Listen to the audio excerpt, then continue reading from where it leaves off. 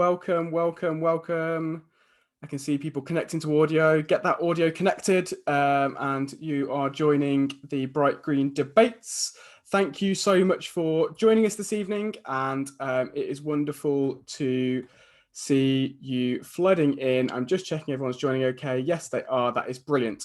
Okay, so thanks so much for joining this evening, and apologies for the slight delay. We've had some technical difficulties, and the primary one is that we are unable to stream live to Facebook this evening, unfortunately. So if there's anyone that you know who wanted to watch the Facebook stream, please do send them the link to the Eventbrite to register, and they can join the Zoom call. And of course, as always, we will be on YouTube after this event, as always.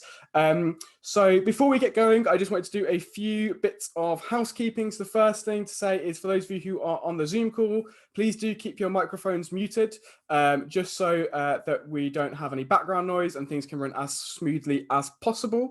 For those watching on YouTube, please do hit that subscribe button. It means that you'll never miss one of these debates in the future, and everything that we do, you will get a little notification and will appear in your subscriptions window. And of course, share the links to this video. If you enjoy this event and this debate, other people you know will enjoy it too.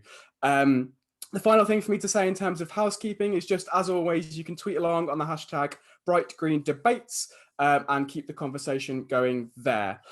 So because we're starting a little bit late and we want to get straight into the discussion, I'm going to move straight over to our panel. And just by way of introduction, we have four fantastic panelists joining us today.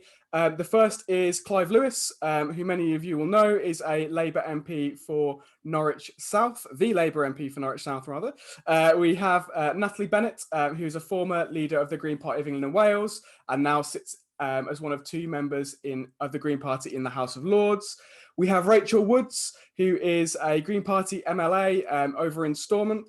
And we finally have Kat Hobbs, who, for full disclosure, is my colleague at We Own It. So we're going to be discussing three big questions this evening, and they are very meaty topics. We're going to be having contributions from all of our panel on a range of issues relating to them. I'm aware that Clive has to shoot off relatively early, so I'm going to bring Clive in first on our first question for this evening. And that question is, what do the 2021 election results mean for the future of the country? Over to you, Clive. I think that what we're seeing is a long-term political realignment that's been taking place from a Labour perspective. We're beginning to see the results of a fragmented working class. And what that basically means is there is now a section of people who once had a very deferential attitude towards kind of what you would call Fabian top-down Labour, who no longer have that. That spell has been broken. Many of them, not all, and I think we have to acknowledge that the North is as complex as any other part of the country. But there is now a group of mainly homeowners, people who may have pensions, investments, who believe that, I guess, that the super wealthy are untouchable, and that ultimately any redistribution and spending is going to be between working people. And they want to protect what they have. And the best way that they can protect that is through the Conservative Party. And in these elections, my party turned up to Hartlepool and to a number of seats across the country with no vision, no policies, and no idea. And basically tried a shorthand, which was to stand in front of a flag with a pint. And it was pretty dismal for us. And I think that there are no shortcuts back to Labour in the short run or the long run. And I'll tell you why. There's a couple of other reasons here on this. The first is the fact that not only is our kind of traditional vote fragmenting, but what we're also seeing in this country is the breakup, the balkanization of the United Kingdom.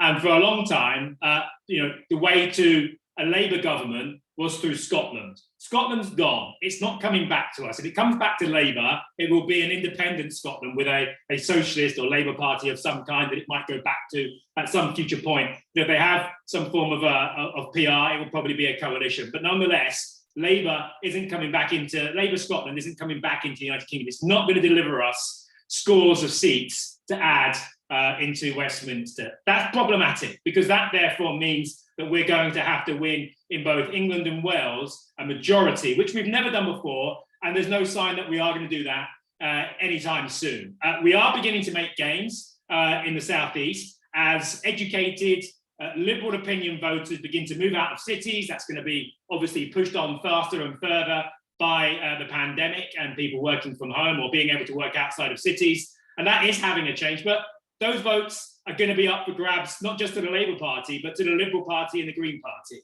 So that's problematic for Labour as well. We can't count on those votes necessarily coming to us. And I think so far we can see they, in many parts of the country, looking at Bristol and other parts, you can see that that isn't the case. So on top of that, we also have the problem that so many people in my party are basically saying, well, if we have the vision, if we have the leader, well, that's not going so well, but if we have the leader, if we have the communication, if we have the vision, then we can still get over the line. Well, psychologically speaking, that's almost impossible, but let's think what over the line means. When people talk about that, what does over the line mean? Over the line means going back to some mythical period where Labour was the main government of power. We've never been the government, the established power of government in this country. In the last century, out of 26 general elections, Labour won just 8 of them, 8 out of 26. So even going back to this kind of mythical time of Blair and Wilson, we were still a party of opposition overwhelmingly. We're hooked on oppositionalism and the trappings of that power. So unless my party embraces PR, embraces a way of working with other progressives to stop the Tories, I'm a socialist. I'm not going to agree with everything that the Liberal Democrats believe in or everything that the Greens or maybe some Greens believe in. But nonetheless, I can understand that my class enemy is the Conservative Party. And under this electoral system, the way you beat them is by working together. Then we can see where we are, and then we can see what we can work together on to fight the climate crisis, to fight growing inequality, to give democracy back to our country, back to people, power to communities. Let's agree what we can agree on. And then under PR, we can work out what needs to happen on a case-by-case basis. But that's what we need to get to. That's the vision my party needs. I don't know whether it will go down that path. I hope it does, but I'm not holding my breath.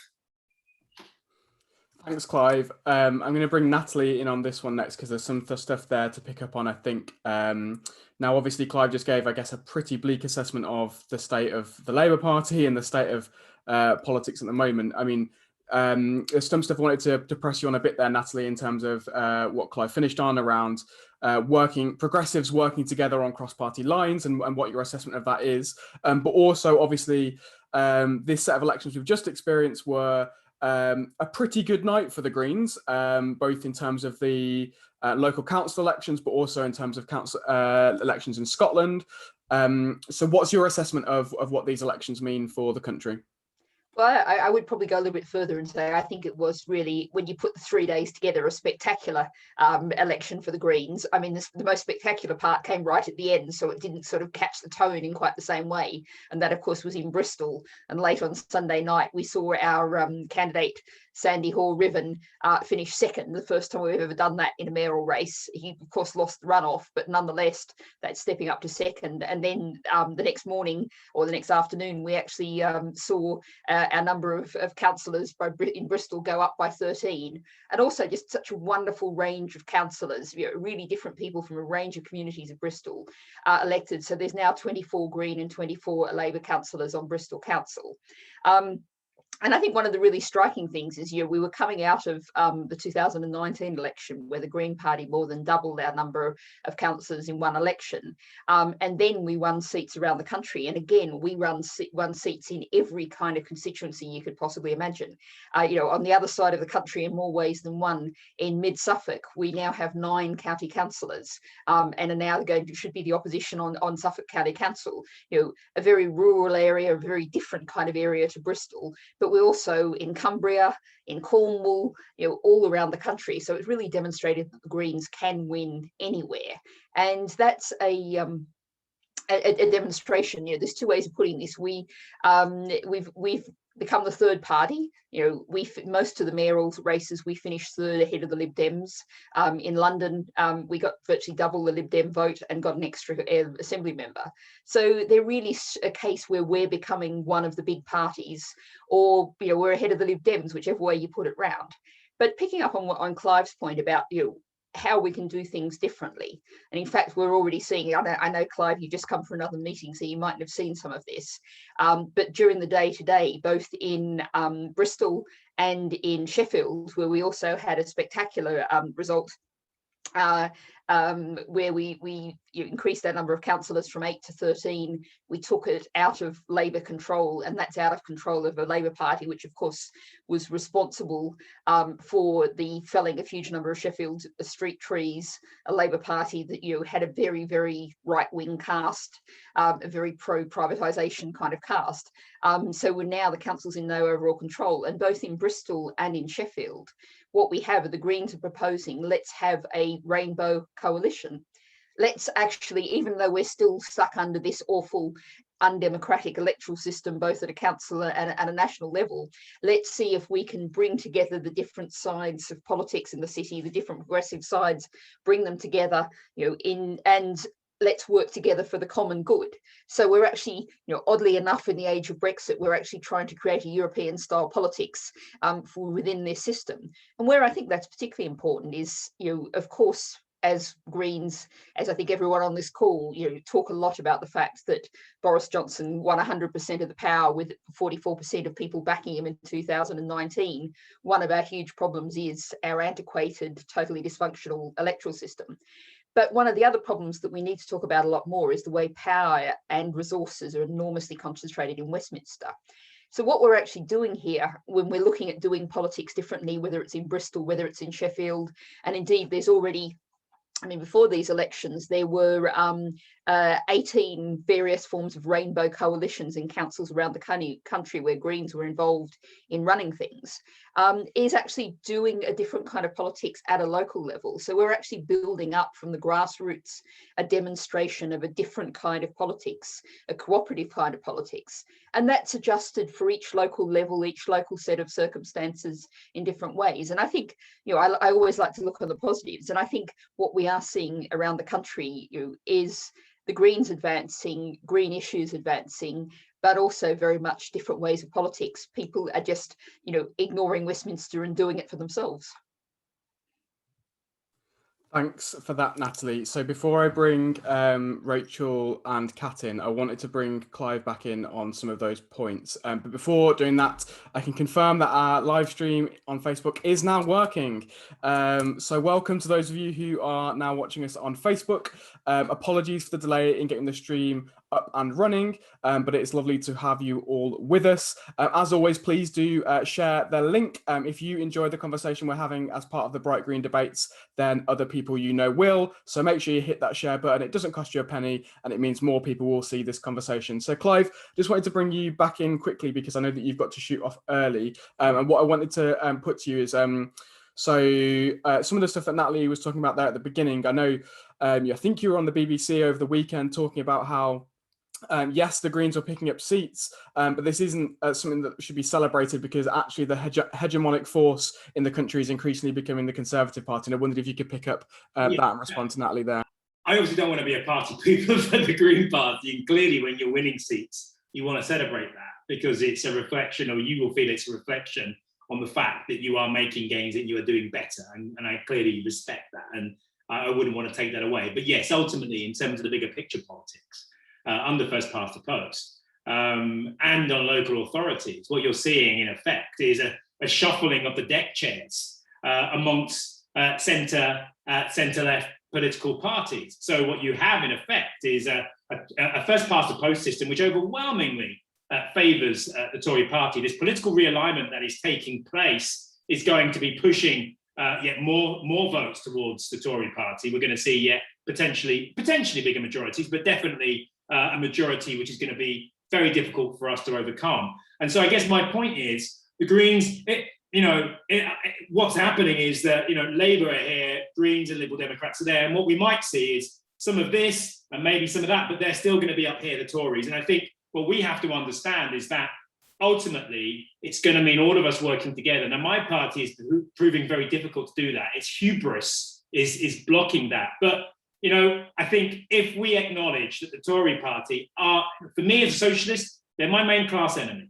I have my falling outs with the Liberal Democrats, and here locally, sometimes Green councils make appalling decisions when it comes to issues on housing and social housing and so on. I had 3 Green councils defect to the Tories. I've got all of these things going on behind me, and my members keep saying, why are you going on about Progressive Alliance, Clive? But ultimately, I have to keep my eyes on the prize, which is that the Tories are the main opposition, my main class opponent, as far as I'm concerned. So I think what we have to acknowledge as progressives is that we will make gains, but ultimately it will be swapping seats between one another. And with the climate crisis where it is, with the crisis of democracy, with the Gilded Age that's upon us, with AI and all the other things that are happening, all of these potential cliff edges that we know are coming our way in the 21st century, do the Green Party, do the Liberal Democrats really have the time to try to become the preeminent kind of progressive party in British politics, supplant the Labour Party, and then take on the Tories? I would argue, actually, we don't have that time. I would argue that actually there is a better way of being able to get rid of the Tories, and that's by working together collectively, which I think Natalie and others on this call will probably agree with. But I just think, I just need to kind of keep it in perspective that actually, if we are to make those gains, if we are to have those achievements, then actually it's the Tories we need to be taking seats off in large numbers. And that's the point I would make. Thanks, Clive. I can see Natalie's got a hand up, so I'll bring Natalie in quickly for a response, then I'll come back to you, Kat and Rach. Well, just to respond, I mean, the practical reality is that we won 49 seats off Labour. We also won 45 seats off the Conservatives. And if you look at places like Suffolk, like Herefordshire, where we've done very well, they didn't have council elections this year. We've got now 2 councillors in Devon. There are lots of places where we can win seats that Labour never will. And so it's not a simple either or. We are different political parties. We appeal to different people in different kinds of ways. And I think, I don't want to be, I'm always an optimist, but I see the Conservative Party far too close than I like from the position of the House of Lords. And they are not a stable structure. They are now a far right party at the centre. They are an authoritarian far right party. There's a lot of people who are very uncomfortable with that. And a lot of the places where they're losing seats are actually their core heartlands. There was that kind of swapping over that lots of people are talking about. But I just don't think that we can assume that even with our current electoral system, that things are going to keep going in the same old two-party tug of war. Things are much more fluid than that. And we have to offer people a vision of something really different. And I'm afraid, the Labour Party very often is still talking about going backwards to the past, going backwards to a sort of society that just doesn't exist anymore in terms of industrial jobs, male working class Labour type jobs. We need a really different kind of vision that I'm just not seeing, in the Labour Party. And if someone can come forward with that vision, people have to be offered hope, vision, a really different way forward. And, a party has to do that. Thanks, Natalie. So I could see Clive nodding along with some of that and looking concerned with some of it. So, but I'm going to park that conversation now and bring Kat in, if that's okay. I guess one of the things that we haven't touched upon yet is what the impact of this means on a kind of local level in terms of how, the elections that took place were for local government. They were for mayors that run public services. Now, Kat, you obviously are the director of We Own It, which advocates for public ownership of public services. What do you see the outcome of these elections being for our public services on a local level across the country? So thanks for having me. Great to be here. I'd like to just start by agreeing with Natalie that what we do need is hope and vision.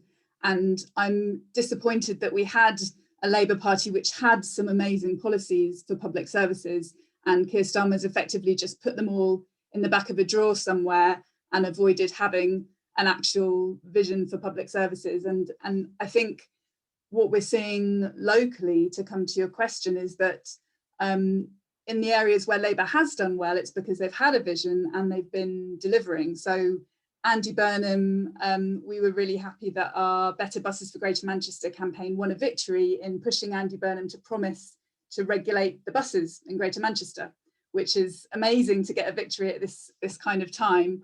And that was a key plank of his election platform. And he's now on buses and on trams talking about the victory and talking about what he can deliver for Greater Manchester. So I think we have to have vision and we have to have delivery locally. You also see Ben Houchin in Tees Valley, he brought the airport into public ownership. He's delivering jobs and investment and those are the kind of policies that are going to win.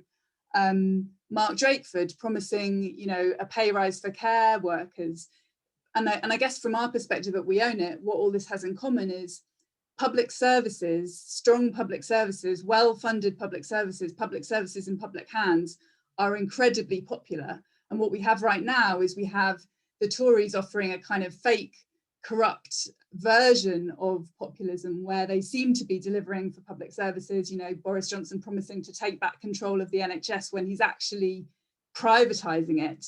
And what we need, and I think we need it from the broad left as a whole, a coalition of the left, is a really strong commitment to public services that's really clear, that is an inspiring vision for people, that is patriotic, and that is also very much rooted in people's lives and what can be delivered for people. Just to add, just for clarity, we own it as independent of any political party. So if this does devolve into some kind of fighting match, I'm not going to get involved. But I think what Labour and the Greens and sometimes Liberal Democrats have in common is that they all have the potential to really make the case for public services, and public services win votes. And just to add, we do know that the public ownership policies that Labour had in the election in 2019 were incredibly popular. It was not those policies that lost Labour the election. And those policies, yes, they need to be packaged up right. Yes, they need to be sold right. Yes, we need to communicate the right messages at the right time in the right way across the whole of the left. But those policies are popular, and the Tories are actually at the moment making hay with those policies. So public services are the key, I think.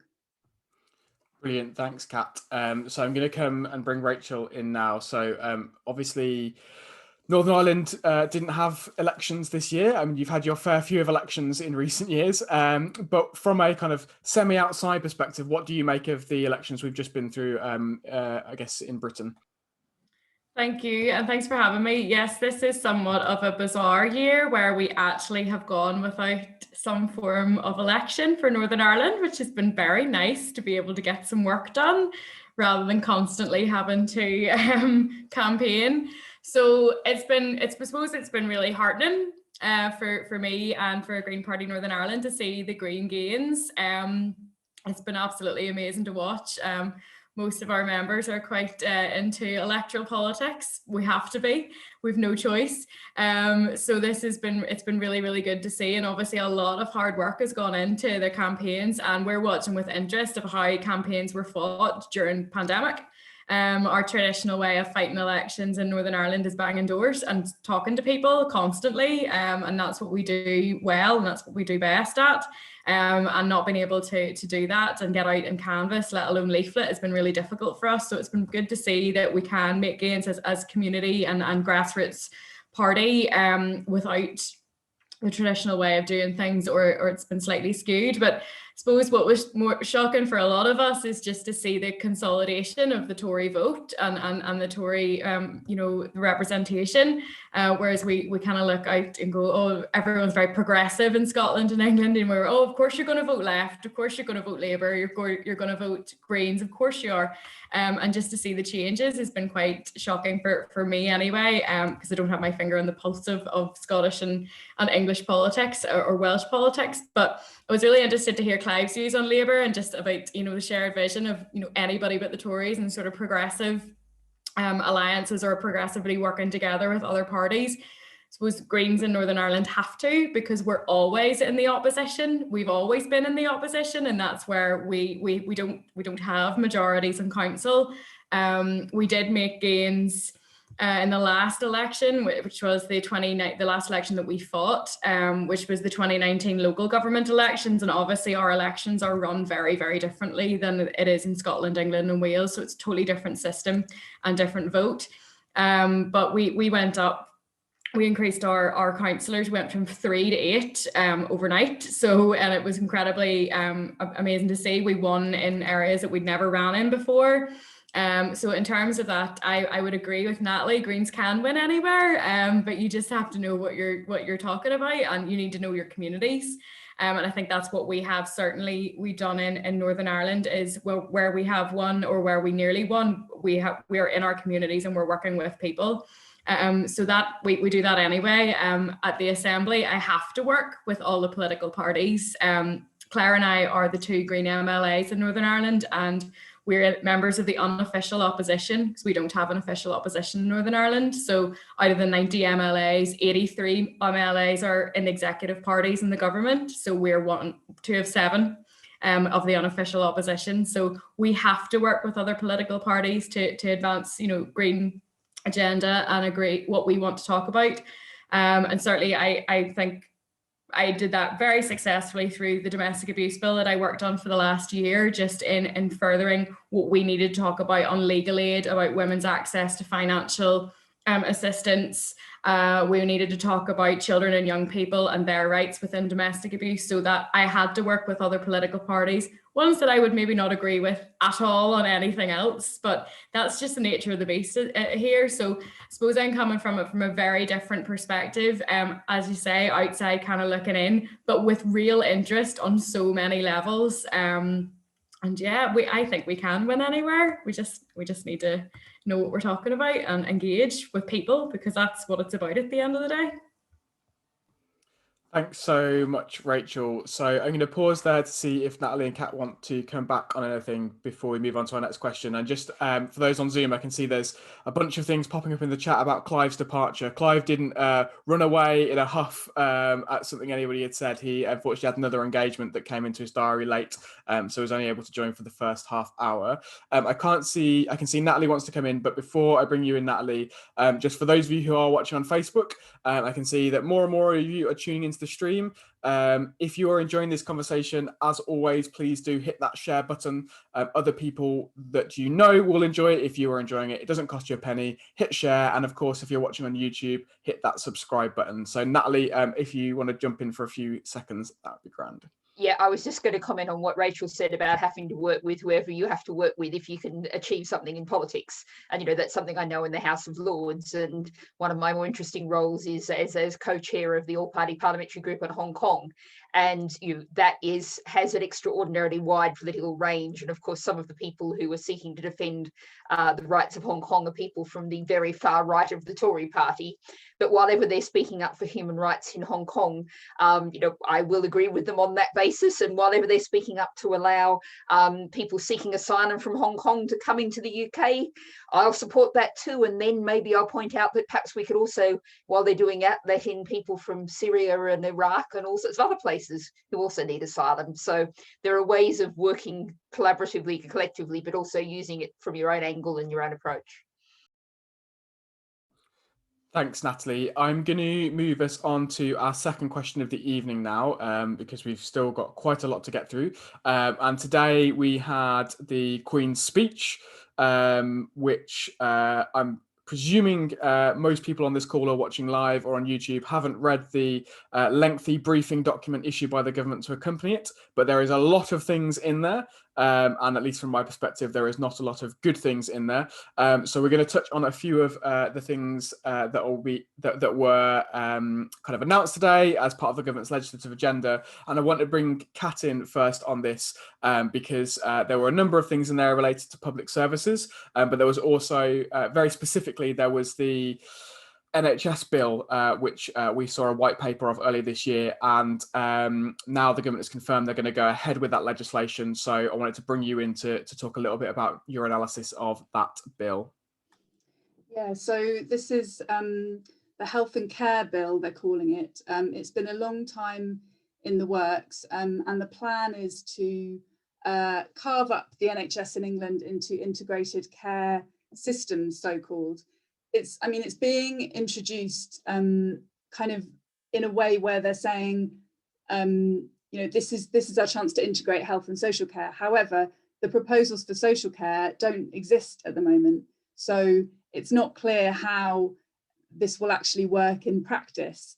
But what we do know is that these ICSs, these integrated care systems, at the moment, it's entirely possible and indeed expected that private providers could sit on the boards of these ICSs. And these are decision-making structures. So you could have a situation where you have a company like Virgin or Serco or Deloitte sitting on a structure within the NHS, making decisions about how to spend NHS money. So that's incredibly worrying. Another important point to recognise, as I mentioned earlier, the government was given credit for taking back control of the NHS. That's not what they're doing. They are simplifying the procurement rules. However, there is no indication at all that they want to remove the role of the private sector. In fact, it's pretty clear that what will happen is we'll see more contracting out, more corrupt cronyism, more companies getting contracts, but we won't have the kinds of checks and balances and accountability that we need to make sure that those contracts being awarded, that there's some kind of process around it. We've obviously seen with the pandemic how the government's been incredibly untransparent and has had to be taken to court to actually release contracts. Basically, we can expect more of that with less checks and balances. That's not ending privatisation in anybody's book. It's been sold that way, but it's absolutely not the case. And when we've seen this government's track record on privatisation and outsourcing within the NHS, it's clear that they are privatising the NHS more and more. They've got a huge backlog, people on waiting lists, and the response is to sign a £10 billion deal with the private sector, £10 billion over 4 years. That money ought to be going towards building up the NHS, making sure that the NHS can be actually built back better with staff, getting a pay rise, with more capacity. Instead, we're seeing reduced capacity within the NHS and more money going to the private sector. And this bill is going to embed that too. And the final point to note is that this is an American model, this accountable care organisations. This has been tried in the US and they're trying to bring it over here. And Simon Stevens, as many people on this call will be aware, worked for United Health, an American corporation, came over here and joined the NHS, and his 5-year forward view was all about introducing these accountable care organisations, integrated care systems. They've got lovely names, but the reality is they're not lovely at all. And this model with ICSs means that there are incentives in the system to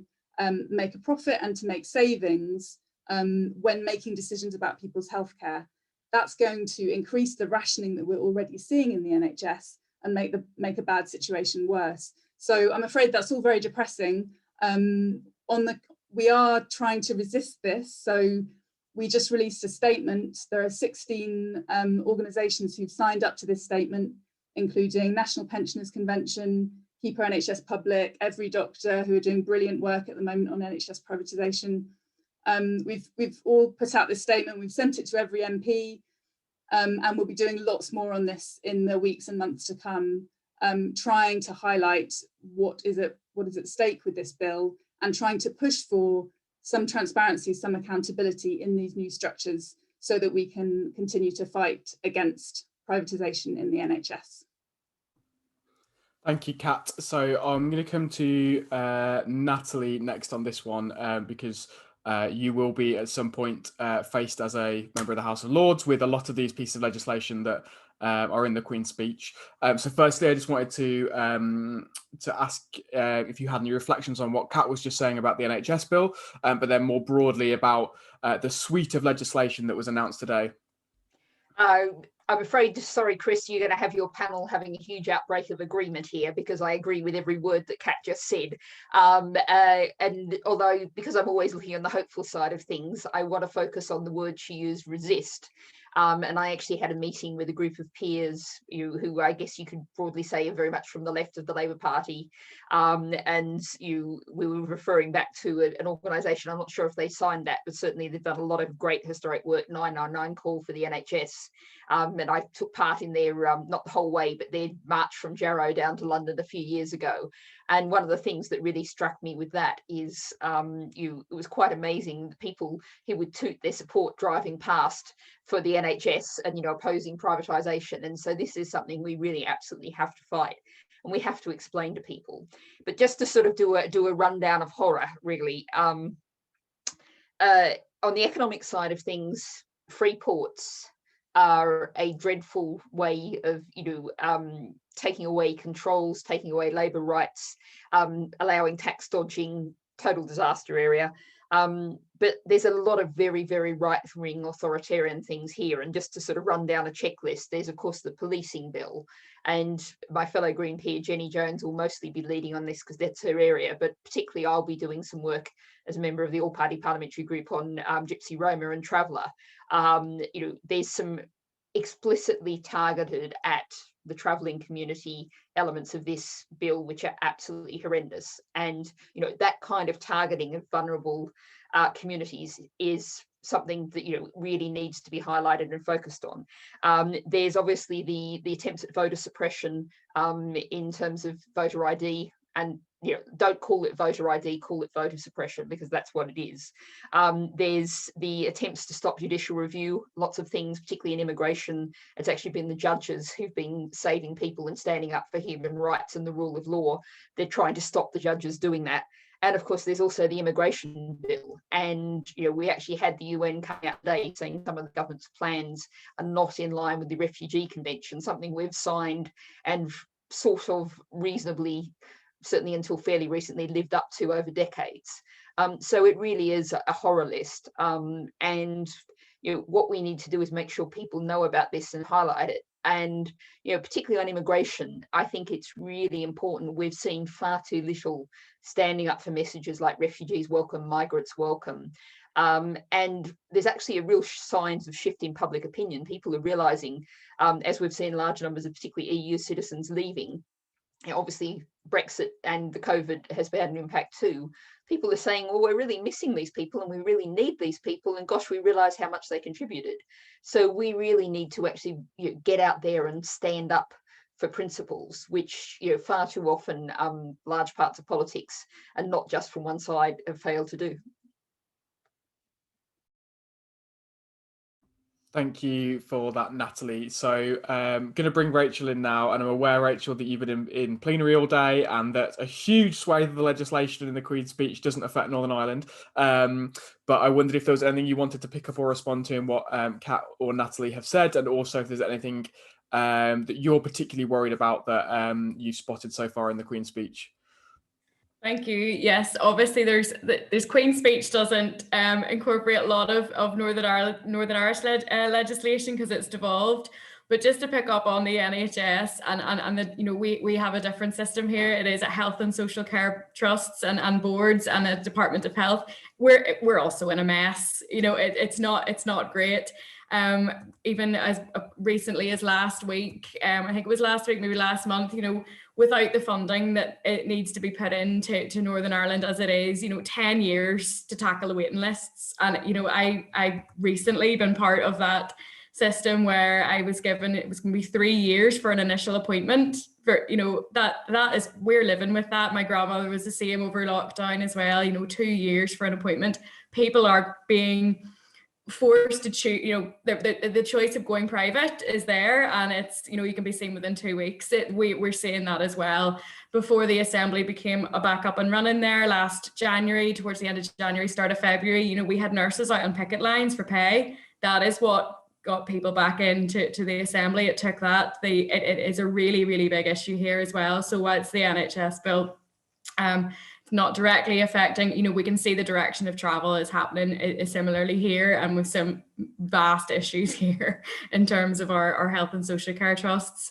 But I suppose just with regard to the Queen's speech, has been much on the news over the last couple of weeks, and indeed the last couple of months, about the legacy and the Troubles related prosecutions. And I know certainly I've been in contact with Natalie, which has been very useful. Thank you for that, on these matters. But we had a Stormont House agreement agreed between the 5 main political parties in Northern Ireland, not the Greens.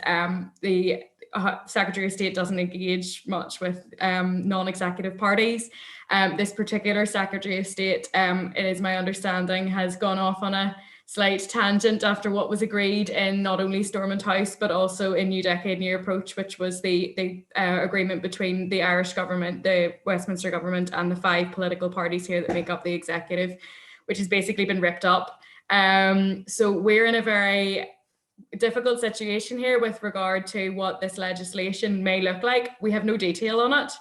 It certainly hasn't been consulted on, not that I'm aware of anyway. And the kind of conversations that I've had and in the chats is that it hasn't really been consulted on at all. Despite being told that there was rigorous consultation with political parties here. The most important thing is hearing the voices of victims and survivors of our conflict and listening to that. So I don't believe that this legislation will actually do that. But we have a situation here with conflict and post-conflict transformation, allegedly, according to the Queen's speech, is, we're going to sort this out. I don't know how that's going to happen whenever previous agreements have been left. On a different matter in the Queen's speech we were kind of expecting, I think everybody was, on conversion therapy as well, which I believe is a consultation rather than actual legislation that's been announced, which is disappointing. We've recently been able to debate conversion therapy in the Assembly, finally, and it had passed despite some opposition from a couple of political parties in Northern Ireland. But it's been posed as a debate and a division between religious freedoms and rights, which we know it doesn't have to be, and it's not. But we've lots to do on conversion therapy as well, and our minister, I know, is working on sexual orientation strategies. But the likelihood of Northern Ireland being able to legislate to ban conversion therapy in this mandate is very slim. Our mandate's coming up in just under a year. We'll be out for election. We've also got the Minister's Elections and Petition of Concern Bill. Again, would love to know what's in that. With little detail, but the Petition of Concern was a massive part of the New Decade, New Approach Agreement and a huge issue for a lot of political parties in Northern Ireland. If anybody wants me to talk about the Petition of Concern, I happily will, but it's a big divisive issue for Northern Ireland and requires designations in the Assembly, which don't have in Westminster, rightly so. So the Police Crime and Sentencing Bill is something that I'd also worked on as a member of the Justice Committee, but only certain provisions relate to Northern Ireland. So it's not as wide-ranging as it is for England, Scotland and Wales, but certainly it is a very worrying piece of legislation and one that we'll certainly be keeping our eye on. But we can only either grant consent or not, and it doesn't matter if we don't grant consent. We've seen through Brexit, the Assembly can say no to something and it's overridden completely. So that's maybe for another topic, but yeah, regardless of what we do, it will be decided for us. So that's kind of the main ones from the Queen's speech for me, just in my work on the Justice Committee. But yeah, it's going to affect, the direction of travel is clear, and with the Tories in, it's difficult to see, apart from fighting against it and battling it, which we all will, and we're behind you doing it. It's going to be a rough ride for you, Natalie, especially. Thanks, Rachel. So I think Natalie had you had your hand up, but you appeared to put it down again. Well, I was just going to ask Rachel, because I think we just don't talk about what's happening in Northern Ireland enough, and the rest of the United Kingdom just doesn't hear. I just really thought it would be useful to ask Rachel, just to sort of, we're aware we keep seeing reports of unrest, we keep seeing reports of difficulties. What's your overall assessment of where Northern Ireland is now? Why is it there, and what positively can be done about it? I know that's a very large question, but I still think it's worth hearing from you, just a sort of overview, so that people really hear it, which that we just so often don't in the media from London.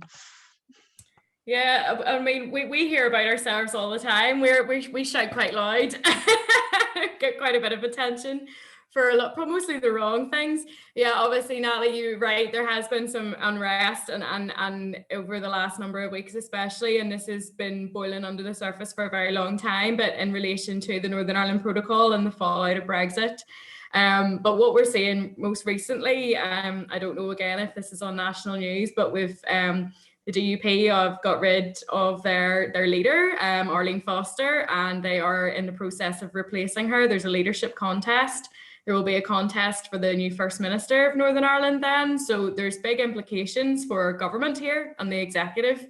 As I said, it's a 5-party executive, but the First and Deputy First Minister come from the 2 biggest parties in Northern Ireland, Sinn Féin and the DUP, and they're in a mandatory coalition. So it'll be an interesting, we've got waiting with bated breath on Friday to figure out who's going to become the new leader of the DUP and the new leader then of well, the new leader of the government in joint position with Michelle O'Neill.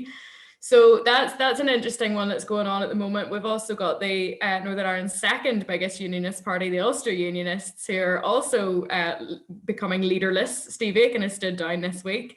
So they're in a bit of a flux. Unionism is being questioned, and there's big divisions, which we've known that there are. This is not new. This is not just because of Brexit, but we have lots of people in the Protestant Unionist Loyalist community who are trying to be heard. We have young people on the streets rioting. Touchwood has been quite calm the last couple of weeks, but before the death of Prince Philip, it was Belfast and Derry, and also in my neck of the woods as well, albeit not violent in North Down, but protests on the streets again. It's an interesting place, it's an interesting time, but yeah, there's lots happening, and we've only had the government back up and running for just over a year, and within 1 month we were hit with the global health pandemic. So we had people who didn't work together for 3 years, then suddenly back in government together, running the country, dealing with the biggest pandemic that we've ever faced. So it's been a very interesting year and a bit in the Assembly, and will prove to be a very interesting summer, I would say. But we're plugging on with the issues that we're dealing with, the issues on the ground, and I suppose we'll get on to more about the union, but it's the issues that are coming to me are housing, health, homelessness, domestic abuse. Those are the issues that we're dealing with and we'll continue to deal with. And we've got the climate bill and everything going through the House this week, which is fantastic. So we're focusing on what we're there for, and also calling it out. People not being represented, people aren't being heard. Lots of communities have been left behind for a very long time, and we won't leave people behind. We'll continue to represent, no matter what community they're from or identify with. So interesting time, and you're all welcome to come over and see a fantastic place for yourself. Thanks so much, Rachel. And a lot of that is going to beautifully segue into our last question when we talk about the future of the union. But before we move on to that, I wanted to bring Kat back in briefly, because we talked about a lot of stuff that was in the Queen's speech there.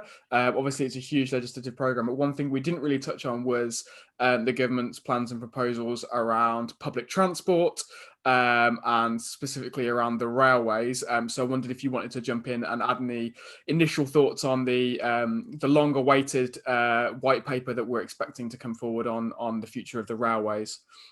Yeah, so correct me if I'm wrong, Chris, but I don't think we've got any clarity yet on that white paper. There was mention of rail and buses in the Queen's speech, but nothing that would sort of light the way ahead. I think we've got this kind of interesting situation where obviously Wales is bringing the railway back into public ownership. Scotland's bringing the railway back into public ownership. We've got the East Coast Line and the Northern franchise in public ownership, but we have a government in England that just can't quite stomach the idea of bringing the railway into public ownership, even though it's having to hand out billions of pounds to the private rail companies to keep the whole show on the road, because it makes even less sense than it did before to have a privatised railway. So my impression is that they're still kicking that into the long grass on rail, and we're just going to have to look to places like Wales and Scotland and see what they're doing, and meanwhile we stick with our ideological commitment to privatisation in England. But I mean, the picture on buses is more exciting and hopeful. As I mentioned, Andy Burnham's committed to regulate the buses in Greater Manchester, which will be the first city outside London in England to regulate buses since Thatcher deregulated and privatised the buses in 1986, which is super exciting. And given that Greater Manchester is doing it, it's more likely that other places will do it too. We've seen Tracy Brabin in West Yorkshire also promising to regulate the buses there, which is fantastic. and we're hoping that we get more victories on buses. And it's a really tangible thing that affects so many people's lives. And I think, you know, just having so many cities across the UK where public transport is so subpar and so much worse than it is in London, you know, it's a real kind of second-class citizen situation. And now that that's kind of coming back on the agenda, that's really positive. The Tories banned councils from setting up their own municipal bus companies back in 2016. But I wonder whether, given that things are shifting, they might have to reconsider that, because obviously Boris Johnson thinks that he's very pro buses, and now cities around the UK are starting to take him at his word and sort of, you know, promise big things for buses. So that's a bit of a roundup on public transport. Brilliant, thanks, Kat. So we have 33 minutes left and we have a final question to get through. So I'm going to move us on from the Queen's speech unless anybody has anything burning to say. In the meantime, if you are watching on Facebook, once again, please do hit that share button. It doesn't cost you a penny. It means that more people will see this conversation. If you are enjoying it, other people will too. And of course, if you're watching on YouTube, make sure to hit subscribe. You'll never miss any of these debates or any of the other videos and events that Bright Green puts on. So I'm going to move us on to our final question now, and it kind of segues beautifully from a lot of what Rachel was talking about, but also some of the things that Kat was talking about in relation to the devolved governments in Scotland and Wales. And it comes off the back of the elections we've just had in Scotland, where there is an even larger pro-independence majority in the Scottish Parliament between the representation of the Scottish Greens and the SNP, and also some of the conversations that Rachel was talking about in relation to Northern Ireland. And of course, we've seen in opinion polls recently that support for Welsh independence is on the rise. So our question we're going to pick up for the last half hour is the union finished? And I'm going to hand over to Rachel to kick us off on this one. Okay, that is a really big question and I don't have the answer to that. You'll be glad to know. So it's good for a discussion. I think I want to put it out in terms of what we're talking about when it comes to Northern Ireland. And I appreciate this discussion about, you know, independence coming from Scottish Parliament and the majority there and the calls for Welsh independence and the perceived sort of breakup of the Great Britain as it is, or was, or what maybe the Tories have a vision for it to be. But whenever it comes to Northern Ireland, and I'm not too sure how many people watching are familiar with the politics in Northern Ireland, let alone the history of what, when we talk about a union, what we mean. Because inevitably, when we start questioning the union, we start having a discussion about a united Ireland, and that is a very difficult conversation for people in Northern Ireland and in the Republic of Ireland, but mostly people in Northern Ireland to have, because it is the heart of the problems that we have here. It's perceived as an us and them, a green and orange issue. Everything is framed in a constitutional debate, which it shouldn't be. And this is where we come in terms of not framing everything like that. But we label everybody a unionist or a nationalist. You're labeled from you're 4 years old when you enter primary school. You know, you go to separated schools. We live in segregated housing. We go to segregated schools. Everything's quite separate here, and everything is framed in terms of the future of Ireland, what that means. Brexit hasn't helped at all. The protocol hasn't helped. The border down the Irish Sea hasn't helped. And the continuous calls for a united Ireland hasn't helped, because for me, what does that even mean? We don't know what that means. And I think everybody will know the dangers of leading people into potentially a vote, which would be a referendum or a border poll on something that we don't actually know what it is. We've been there, done that, got the t-shirt with Brexit. We need to be very, very careful about what it is that we're talking about. So whenever it comes to calling into question the strength of the union, it's a lot different here. We have, as I was mentioning earlier on, a big, and, you know, majority, a lot of people in Northern Ireland. It's questionable in terms of majority. Now we'll wait for the census to come out. But PUL community, Protestant Unionist Loyalist community, who have rightfully are talking about what they want to talk about and their identity and how that's been called into question by Brexit and the perceived power of the European Union and Dublin. And then you have nationalists and Republicans calling for border polls in United Ireland. And then you have this growing what they call the middle ground. I've never been described as middle or centre before. I'm from left-wing Green Party. There's nothing middle or centre about me, but I don't subscribe to that narrative of us and then this binary choice between one community and another, because we have a lot of other communities here in Northern Ireland and we have a lot of other problems that we need to deal with. So, and that's where my focus will always be. So we just have to be very careful when we do talk about the breakup of the union, because of what that specifically does mean for Northern Ireland and what that brings up for us in terms of legacy and trauma and intergenerational issues and education and society as it is, because we're described wrongly, in my opinion, as post-conflict. We're not post-conflict.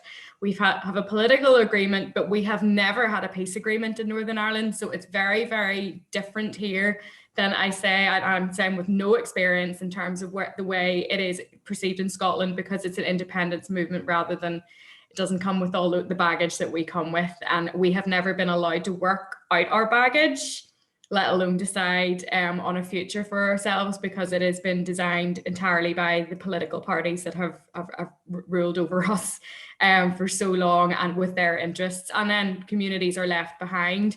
And that is what we're seeing at the moment. We're seeing the rise, and rightly vocal people are coming out and saying, no, we don't want this. This is not right. Violence is never acceptable at all. Putting your focus legitimately into politics, absolutely. But we are seeing very interesting, I suppose the word, very interesting things are going on in unionism at the moment in terms of the leaders I was talking about before, the change of leadership in two political parties. And the perceived strength of Republican and nationalist parties. And that's rightly or wrongly, depending on how you look at it. But again, as I say, the issues that I want to focus on are the issues that affect us all, be it across the UK or with the Republic of Ireland as a shared island, because we do share an island. It's two different jurisdictions, but we do share the landmass is climate, our climate crisis. We have to tackle this together. We have to work together, and our waiting lists and our health and our just transition, and the fact that we have 1 in 4 children in Northern Ireland are in poverty. That's not okay.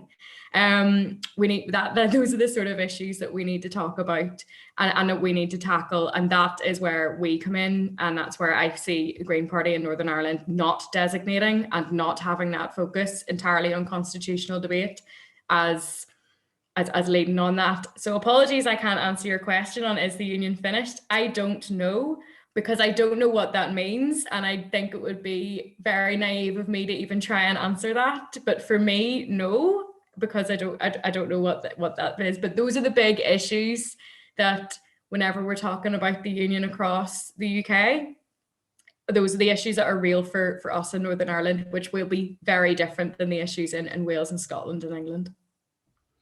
Thanks, Rachel, for that. I'm going to bring in Kat next to follow up on some of that at the end, because I think it's an interesting conversation to have here, because you mentioned there, Rachel, that there are huge issues that need tackling that aren't necessarily wedded to the constitutional questions. And Kat, I wanted to bring you in on this in relation to this question with regards to, we have a situation at the moment where we have, in terms of Britain, rather than the UK, we have, a Tory government in Westminster and to varying degrees progressive governments in Scotland and Wales. I know that people will have very different views on Welsh Labour and very different views on the SNP administration, but nonetheless, by all definitions, definitely far more progressive than Boris Johnson and the Conservatives. And so the question I wanted to put to you, Kat, was in relation to the union and devolution. Do you think that this constitutional question is kind of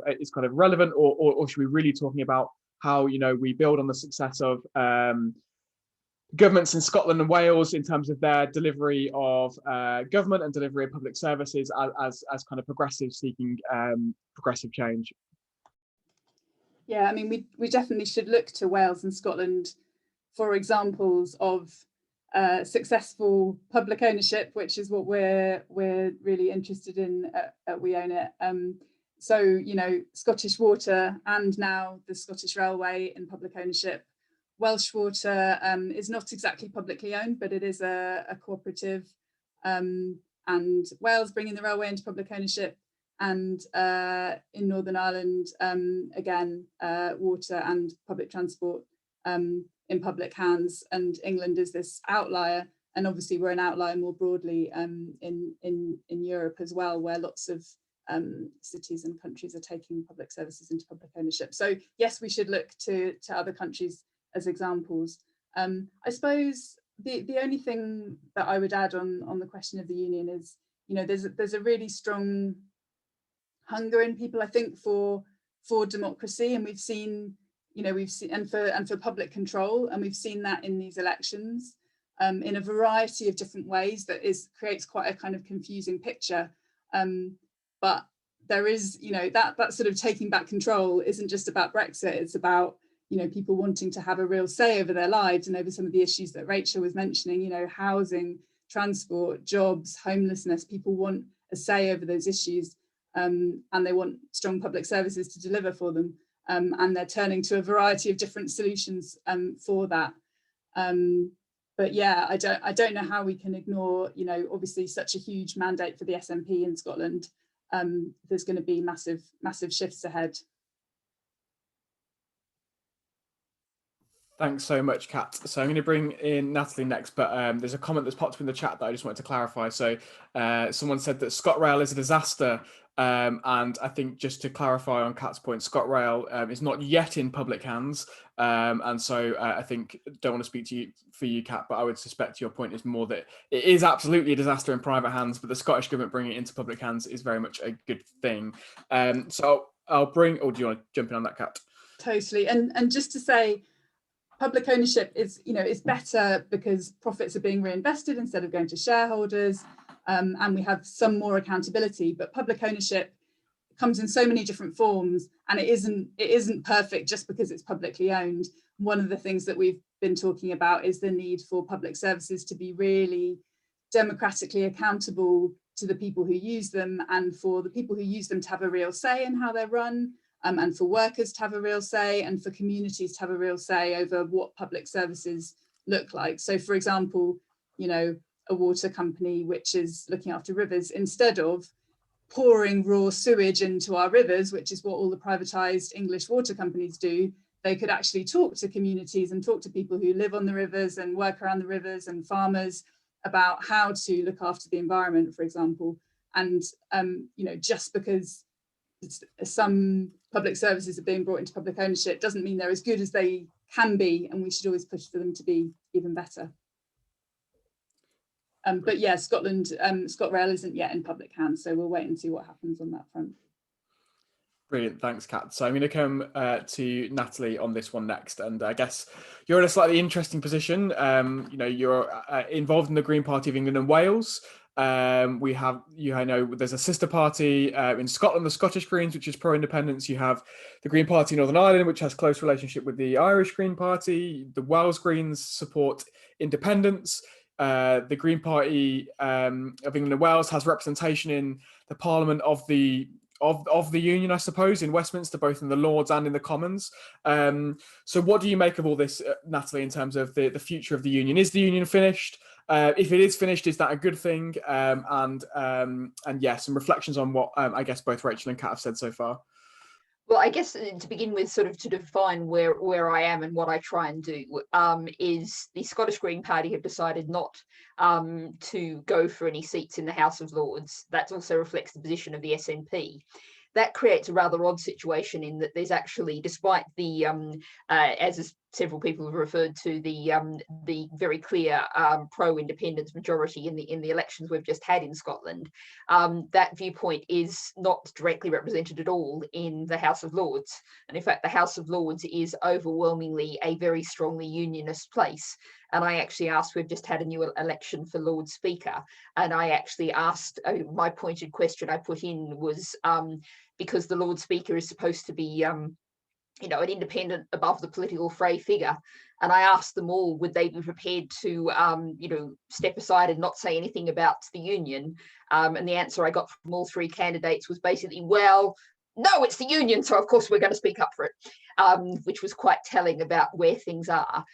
What I try and do is I try to represent all of the Green parties of the United Kingdom. Rachel referred to the fact that, I try and reach out and as much as I can, just to make sure that perspectives that are horribly underrepresented, and the DUP is the fourth largest party in the House of Lords. So I try in a very modest way, and there's only two of us, but what I can, I consult with the Green Party of Northern Ireland and represent them as much as I can. I also, where I can do useful things for Scotland. So, for example, was quite exciting. The first legislative change that I actually campaigned for and won was actually in the Internal Market Bill, and was about the registration of teachers in Scotland. Now, that was something I worked with.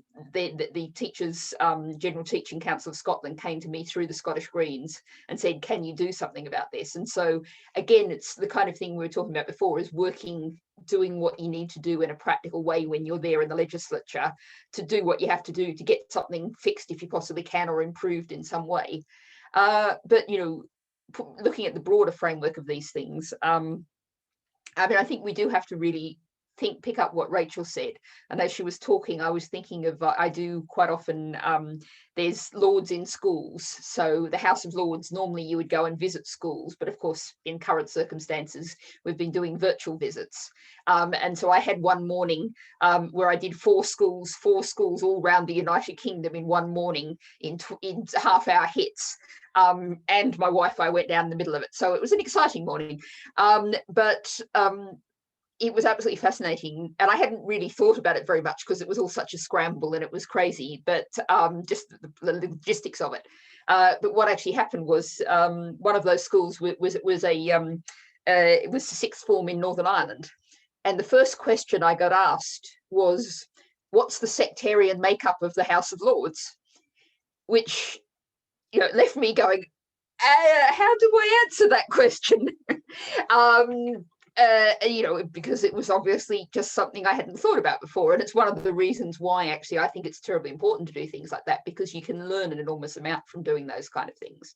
And, one of my answers was, which I think perhaps hopefully left that class with something to think about, was, well, actually, the majority of people in the UK now don't identify as Christian. And so therefore the House of Lords is probably much more Christian than the public of the entire United Kingdom is, which I think was an answer that left people thinking a little, of just coming from a different perspective. But to come back to the sort of the big question about the union and where we stand, the Scottish Greens became a separate party in 1990. I often say our party was independent in 1990. And as England and Wales Green Party, what the decision made at the time was that any issues distinctly reflecting Scotland, we would take our guide from the Scottish Greens. And just as on issues affecting Northern Ireland, I'll take my guide from the Northern Ireland Greens. But I think, I'd like to put this in a bigger context and also pick up what we were talking about. I see, I think is it Fiona in the comments was saying that we're all looking at Scotland through rose-tinted glasses. And I think that's where it comes very interesting to the question of perspective, because if you think of the Green Homes Grant fiasco in England, and I know that both Scotland and Wales are doing much better at insulating homes, still not anything like fast enough.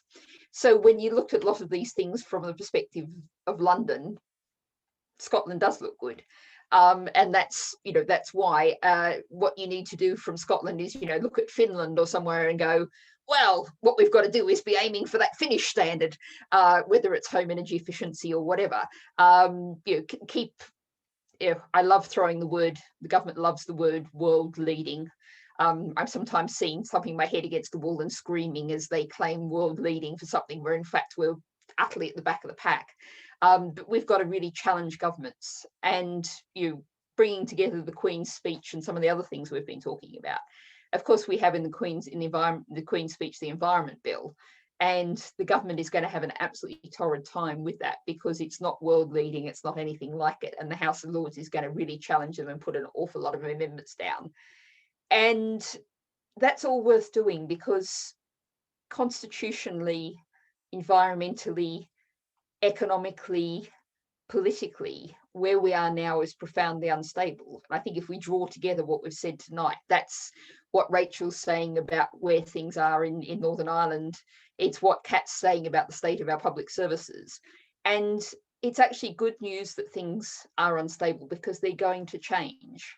And given we have a society with hideous levels of poverty, inequality, mental ill health,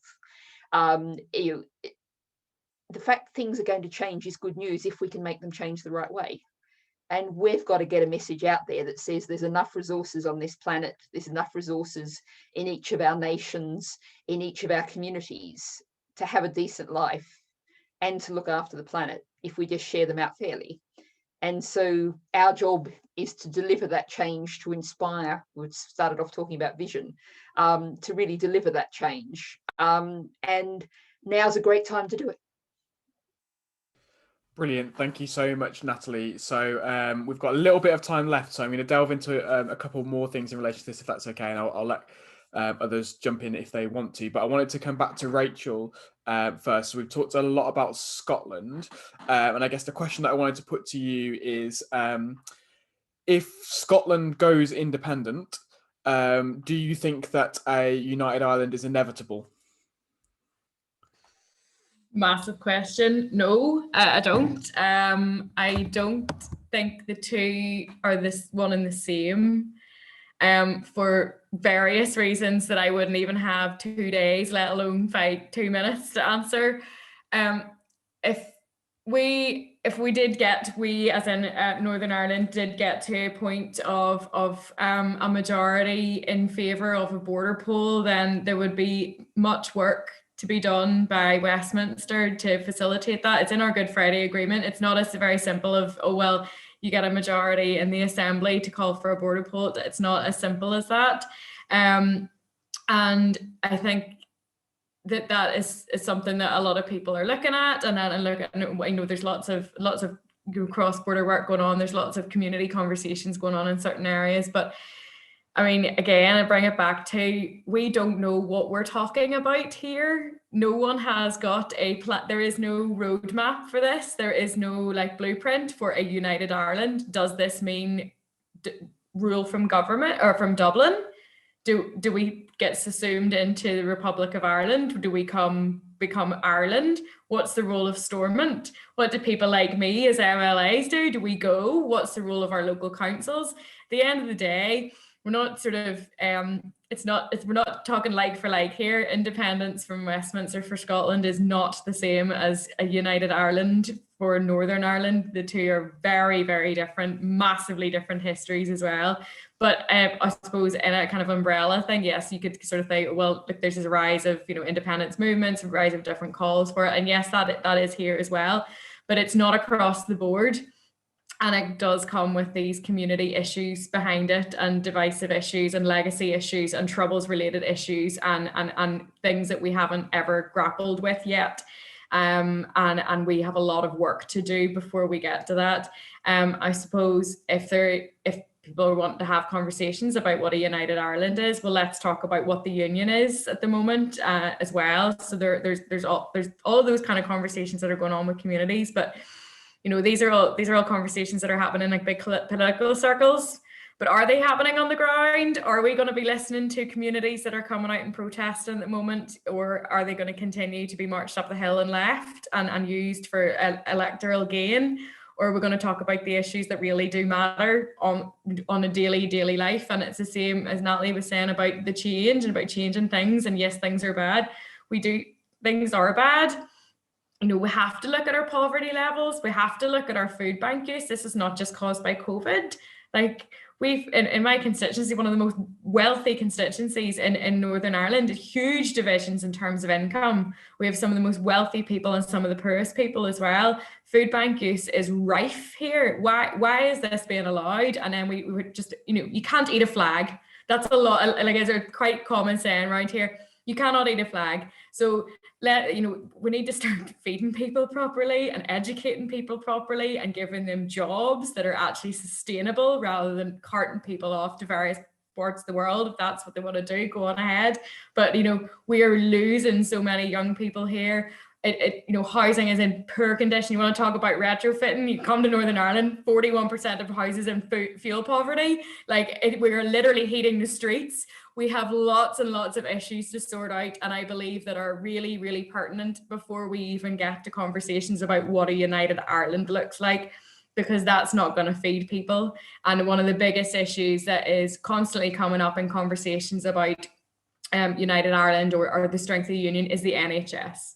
And what does that mean? Because we're fundamentally different systems here. It's certainly not going to be something that we can just be subsumed into another country. We are one island. Yes, we need to learn how to shared island, rather than talking about United Ireland because that is a very different beast and comes with a lot more. So for me, not ready yet. I don't think anybody is, but we have to manage this, and we have to talk about other issues rather than just drapes or having this continued draping of a flag. Them division, pointing the fingers. It's not helpful, and it doesn't feed people. Probably does not answer your question. A very politician's answer. Sorry.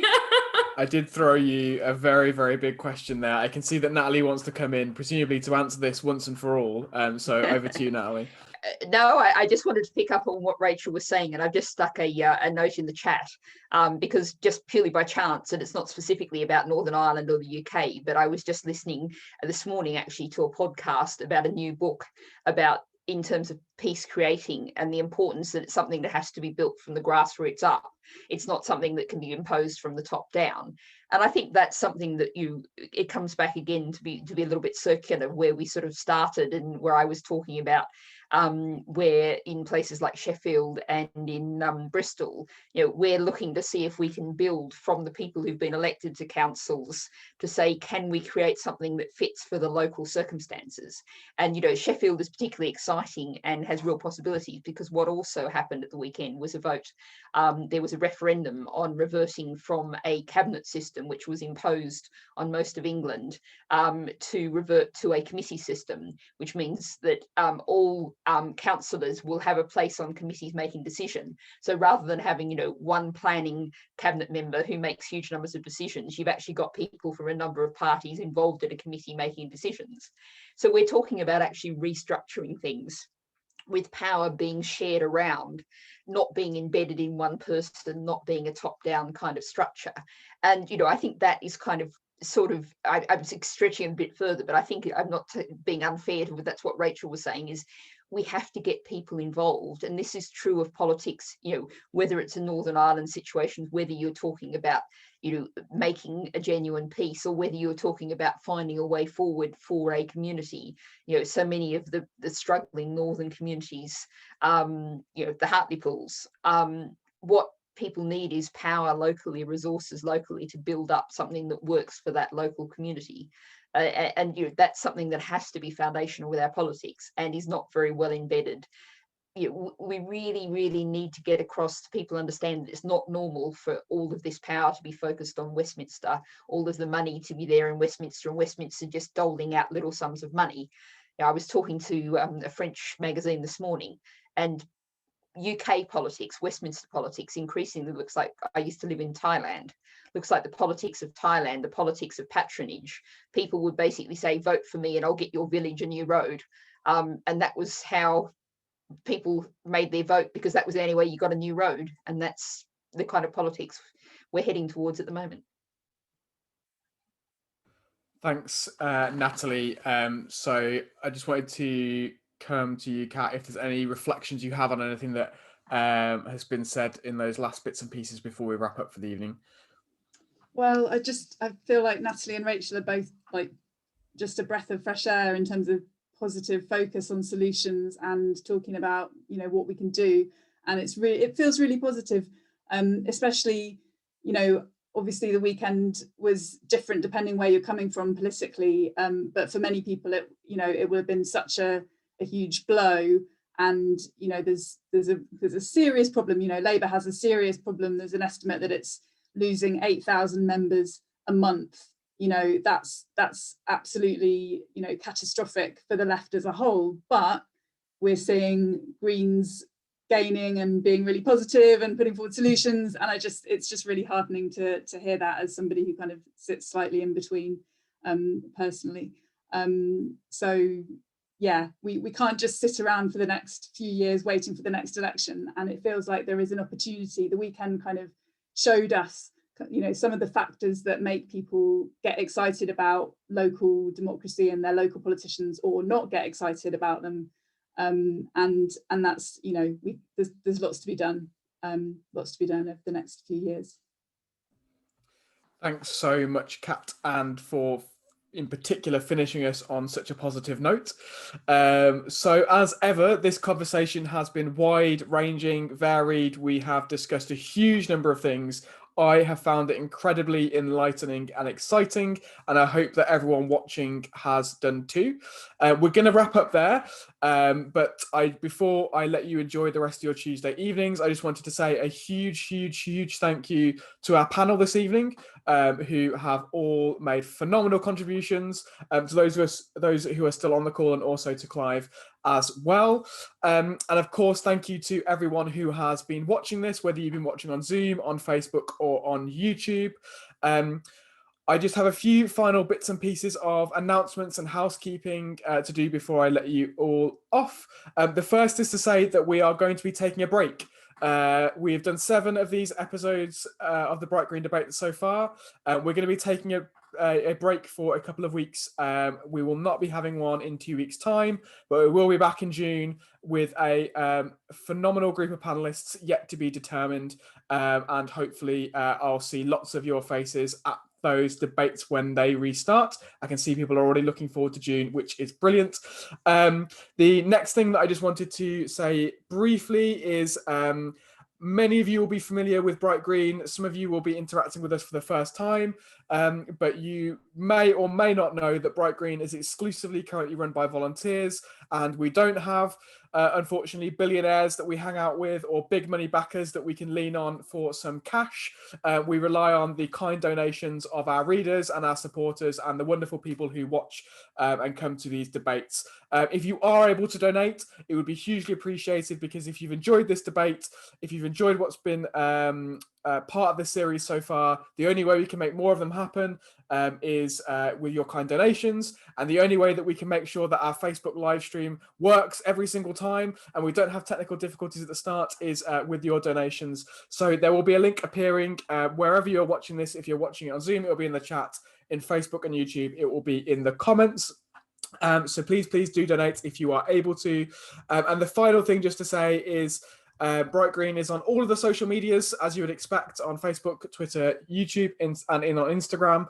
Please do follow us. It means that you'll make sure that you catch all of our articles when they go live, all of our debates, events, and videos, and you'll never miss anything we do. That's it from me, and that's it from tonight's edition of the Bright Green Debates. Thank you so much again for joining us. Thank you so much again to our panel, and I will see you all again in June.